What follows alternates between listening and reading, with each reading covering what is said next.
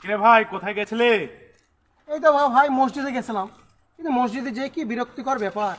কেউ মোবাইল নিয়ে ব্যস্ত মসজিদে, কেউ দুনিয়াদারি গল্প নিয়ে ব্যস্ত, সব নানা রকম মানুষের সংসারের আলোচনা নিয়ে ব্যস্ত।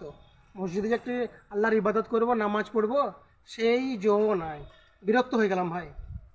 ও, এই ব্যাপার। দাঁড়া বন্ধু, দাঁড়া।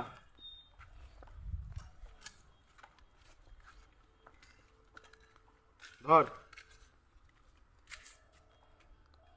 এই যে পানিটা তোকে দিলাম, এই পানিটাকে নিয়ে এই গোড়াটা একটা চক্কর মার, যেন এক ফোঁটাও পানি না পড়ে। ঠিক আছে।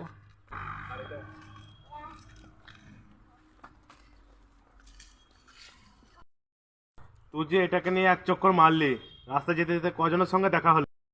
একজনের সঙ্গেও আমি দেখতে পাইনি ভাই। আমি তো তোমার এই পানিটা তুমি বলেছিলা যে না পড়ে এক ফোঁটাও, সেটা কালেই তো আমি ধ্যানে ব্যস্ত ছিলাম। আমি একজনকেও দেখতে পাইনি। ঠিক ঠিক বলেছো। এরকম ভাবে তুমি যখন নামাজ পড়বা, তুমি তোমার নিজের ইবাদতে মগ্ন থাকবা। কে কি করলো আশেপাশে সেটা তোমার দেখার দরকার নাই। ঠিক বলেছো ভাই, তুমি আমার চোখ খুলে দিলা। আগে আমাকে তুমি ভালো শিক্ষা দিয়েছো বন্ধু।